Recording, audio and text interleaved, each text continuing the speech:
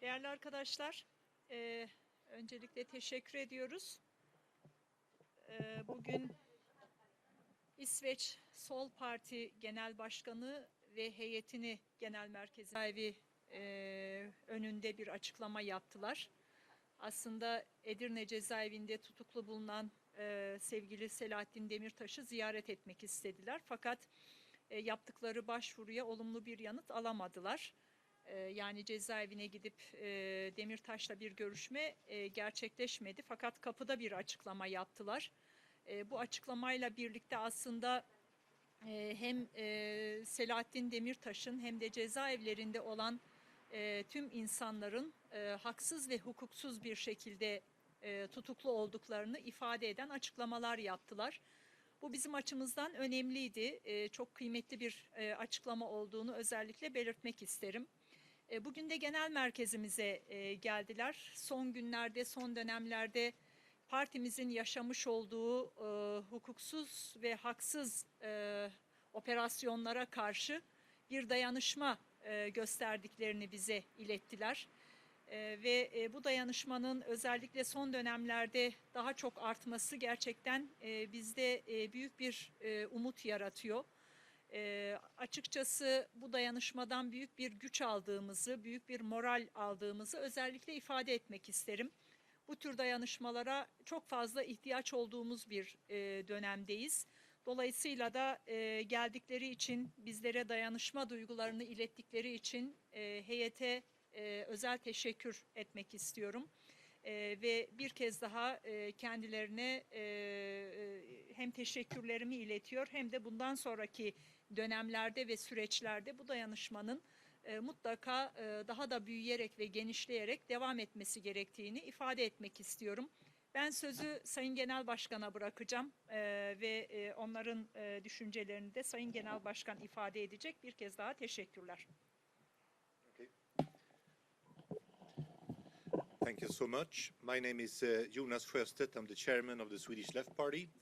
I travel here to Edirne, to Istanbul and Ankara with Lotta Jonsson Fornarve, who also represents the Swedish Left Party and is a member of parliament, and also the deputy speaker of the Swedish parliament, and Mr. Håkan Svenneling, who is our foreign affairs spokesperson and a member of the Foreign Affairs Committee in the Swedish parliament.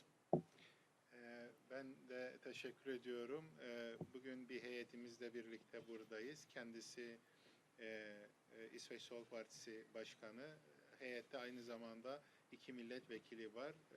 Bir tanesi aynı zamanda İsveç Parlamentosu'nun başkan yardımcısı ve yine hem İsveç Parlamentosu Dış İlişkiler Komisyonu üyesi, aynı zamanda Sol Parti Dış İlişkiler sorumlusuyla birlikte bugün aramızdalar.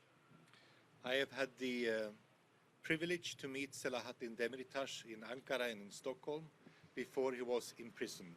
And I had hoped to see him yesterday in the prison in Edirne.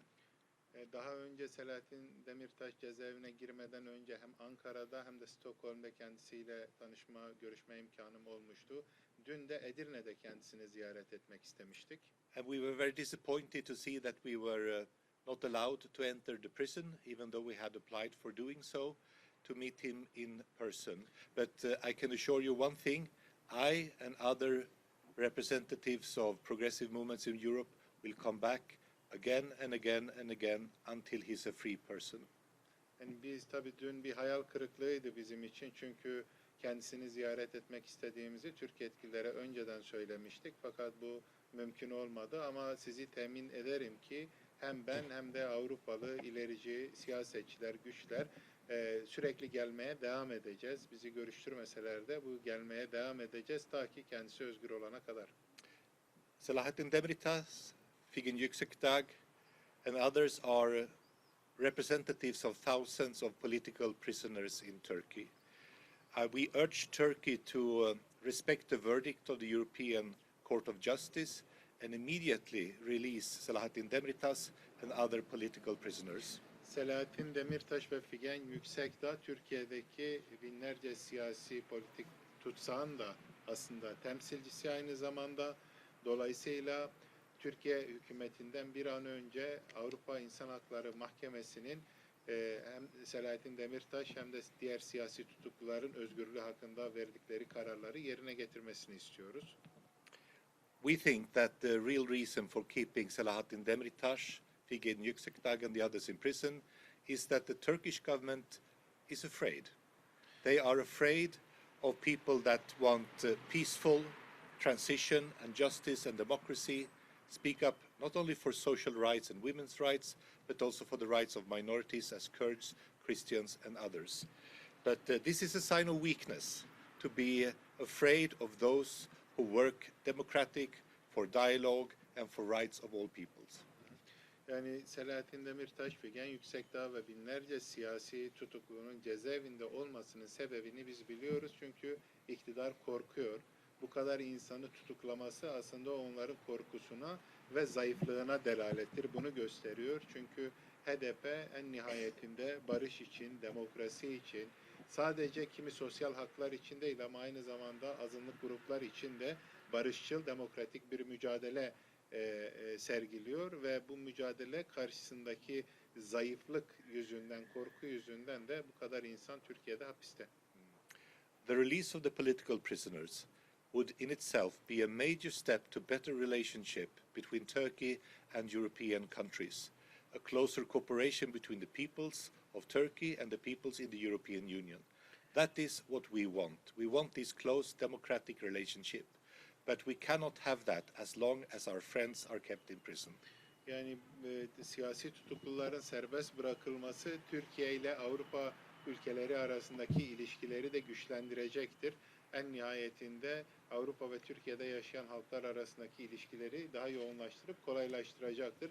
Fakat bu kadar çok insanın cezaevinde siyasi gerekçelerle tutuklu olması doğrusu bu durumu da zorlaştırıyor.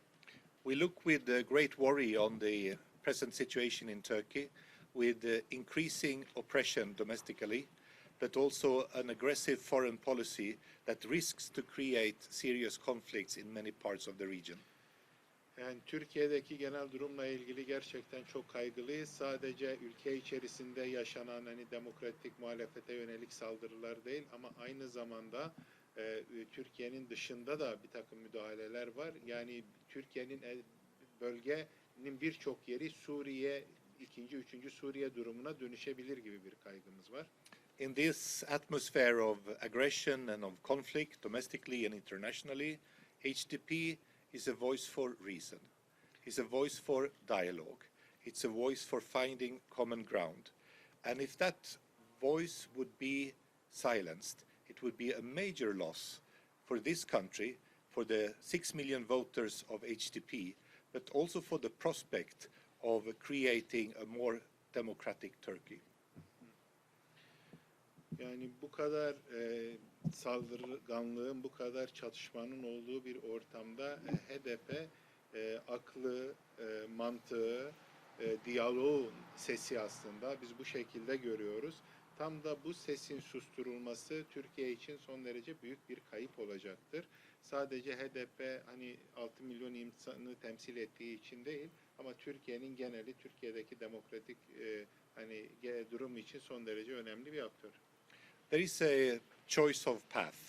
One can choose the path of peace, dialogue, release of political prisoners, and full democratic rights also of minorities in Turkey, or one could choose a path that leads to more conflict, more violence, more aggression, not only inside the country, but also in the relationship to other parts of the world. And we urge the Turkish government to choose the path of democracy and dialogue. Tabi burada aslında yani bir tercih hükümetin, Türkiye Cumhuriyeti Devleti'nin hükümetinin iki tercih var, iki yol var. Ya bir taraftan daha fazla çatışma, daha fazla şiddet, daha fazla saldırganlık hem ülke içerisinde hem de ülke dışında ya bunu tercih edecekler ya da bunun aksine çatışma, şiddet yerine diyaloğu, barışçıl siyaseti tercih edecekler. Tabii ki bizim Türkiye hükümetinden beklentimiz, talebimiz çatışmayı ve şiddeti, savaşı değil, barışı, diyaloğu esas almaları. Turkey and the situation in this country is in global focus. And I can assure you one thing, that the progressive forces, not only the left but also other forces in Europe, will not be silenced, will not stop traveling here, will not stop raising this issue again and again in our parliaments, in our movements.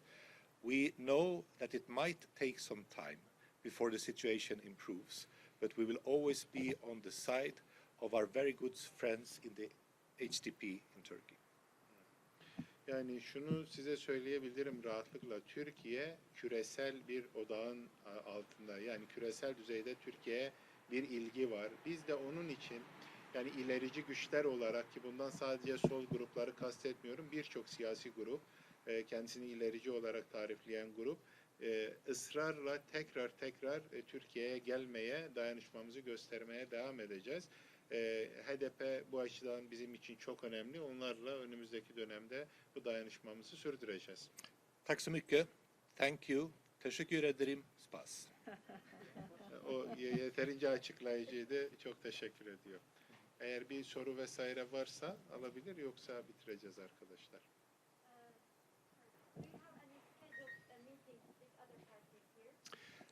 No, we have no scheduled meeting with other parties.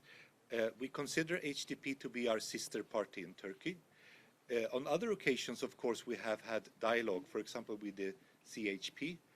So we are absolutely willing and open to discuss with other parties. But we see HDP as the key to a democratic Turkey. We also feel very close ideologically. Yani bu defalık sadece HDP ile görüşüyoruz siyasi partiler olarak. Daha önce CHP ile de kimi görüşmelerimiz oldu.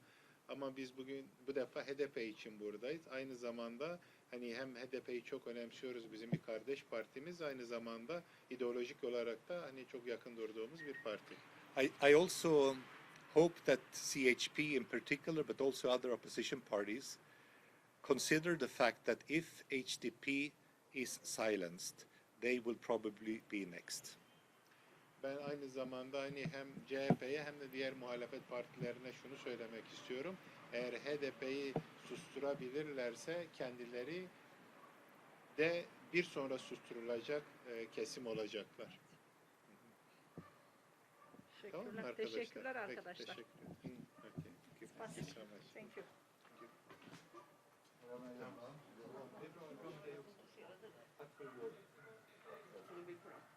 You like, we can make a picture.